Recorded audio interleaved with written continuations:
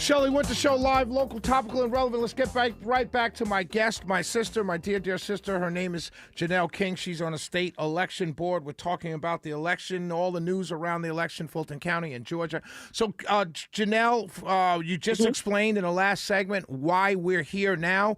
Define here. Yep. Where are we now? Yeah, so where we are now is that we had a lot of citizens who just weren't satisfied with the answers they were getting from the Secretary of State's office. They were looking at the fact that they had 3 different outcomes, and they were trying to determine how this justifies a perfect election. And so they asked the Secretary of State if he can prove it by showing the ballots, and by allowing Fulton County to show us the ballots. That being said, Let me ask you this, Mm-hmm. Janelle. Why just Fulton County? You said DeKalb, Gwinnett came in also. Why not those 2 counties? Oh, so there are a lot of counties that have allowed they have fulfilled the open records request. Understood. Fulton County is holding these ballots. Understood. Go But ahead. that being said, what was discovered in the course of just kind of going through this election is that there were several ballots that were double counted, and in some cases were double tabulated. So not only were they added to a recount, but they were, double counted. Not only that, but we have inflated voter rolls, so we don't know how many people actually received. When you have inflated voter rolls, Can you explain don't know what that how means? many people are. Can you explain what is an so- inflated voter roll? Well, you just have a list of people that are on the voter rolls that shouldn't be on there. So they either moved out of the state, some may be illegal, some have moved from one county to the next and they haven't updated it. So just, a lot of our counties are sitting at 102 or 115. At one point, I think Fulton County was at like 115% registered. That's more than the number of people that's in the county. Right. And why was this a problem? Because we had about 5 million people vote in that election in 2020, but I think they sent out around 6.9 million or some number like that. So all those ballots are out there. Of absentee ballots, right? Yes. So that's a major problem. Right. Not only that, but we just sent a woman case from the SEB to the AG's office because she was a woman who was illegal who voted 23 times in our election. In one election? No. Oh, okay.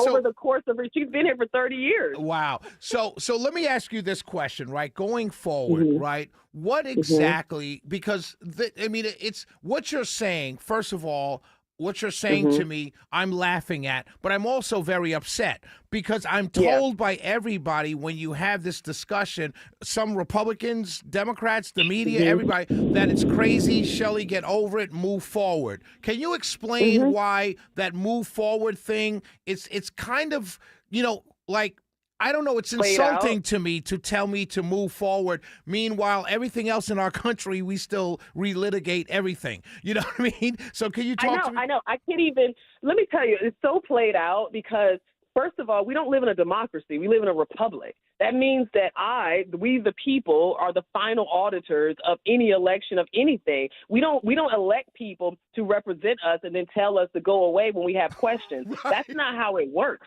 So if I have questions about all of these different ballots being counted, missing ballots not being loaded up and tabulated, if I got questions, I should be able to ask. And the number of people that I argue with about this who tells me to move on but can't explain our election process is astounding. You need to know what's going on so you can adequately do your duty as Americans and defend this country. We no longer care about the republic. We're too busy defending parties and defending individuals that we're not defending our republic.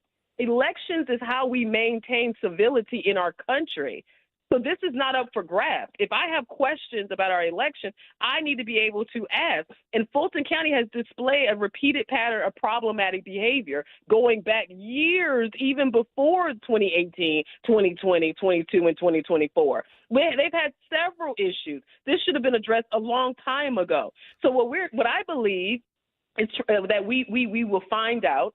And what I believe the FBI, the DOJ, the SEB, or the activists, all of us are looking for is to find out if you are telling me that everything happened perfectly and that the election went off without a hitch, then you need to be able to prove it. Something that my husband always says is you need to show your work. And there's nothing wrong with us asking for those ballots. But it took them 5 years and an FBI search warrant to get ballots from the 2020 election that people have questions about. Right. So what we're saying is, I don't know if it was malicious intent or incompetence, but it's leaning towards malicious because you keep trying to cover. Right. And even now, we see Democrats running around doing media videos talking about the FBI search, and instead of them saying, oh, we're not worried because there's nothing to see there, everything is fine, all the ballots are there, you'll see for yourself that nothing happened. No one's saying that. Everyone's saying, well, now I don't know what can happen to the ballot. Right. Or they're saying things like, oh, well, we were going to give it to them a week from now. Right. Yeah, but you were charging us $500,000 to get them. To get Not telling ballots, that part. to get ballots that we already paid for with our tax dollars. Let me ask you this question. Do you think we'll see indictments? I think part of the activist class, there's a part of the Republican Party who know something went wrong and know, like, is this going to be one of those things where we scream and yell and then nothing happens? Do you think we'll see indictments from this FBI investigation? Well, because the warrant is sealed, I don't know, but I will say this: it's a criminal warrant. So that means that if something is found to have been done incorrectly, and especially if it's something that we should have known about a long time ago, then yeah, I do think that I know they're willing. I wouldn't doubt that they're willing to issue indictments, and I hope we do see indictments, especially if there are people who disenfranchise my vote. Right. Then yes, you need to be prosecuted. That's the only way we will see this be put to an end, is if we if we issue out consequences. And that's part of the problem. We have not prosecuted election fraud in God knows how long. Like, I don't know anybody who's been indicted.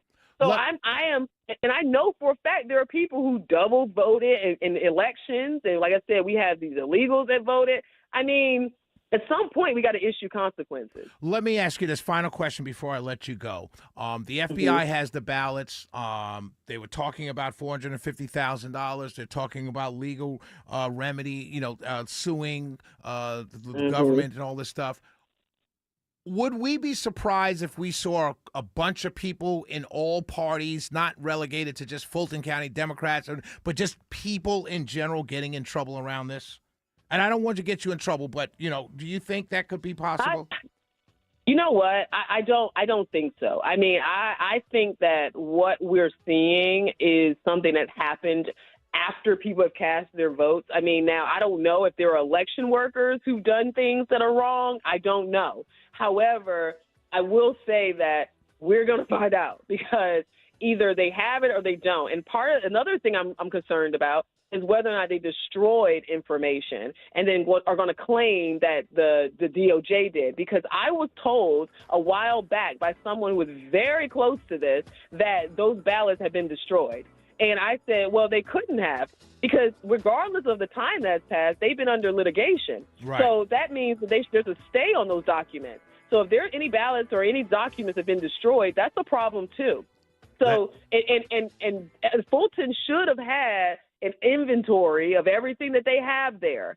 So there's a lot that's happening right now. We're watching it. But my message to the public is to not make this partisan. Don't let the Democrats tell you this has something to do with the 2026 election. What happened in 2020 and what's on those documents have nothing to do with what's going to happen in November of this year. The fact of the matter is, this is about ensuring that everybody who gets up and goes to work and then takes off in some cases to go vote, is to ensure that those people vote actually count, that they are casted and they count, and that they are not disqualified by unqualified voters, by illegal voters, by incompetent election staff. Like, we need to make sure it's done correctly. You shouldn't have 3 different audits and 3 different numbers. That's crazy. My sister, Janelle King, State Election Board, and my dear, dear sister. Have a wonderful night and evening, and we will talk soon. Absolutely. Have a good time. Have a good night. Bye-bye. God bless. We'll be right back. 404-872-0750, 1-800-WSB.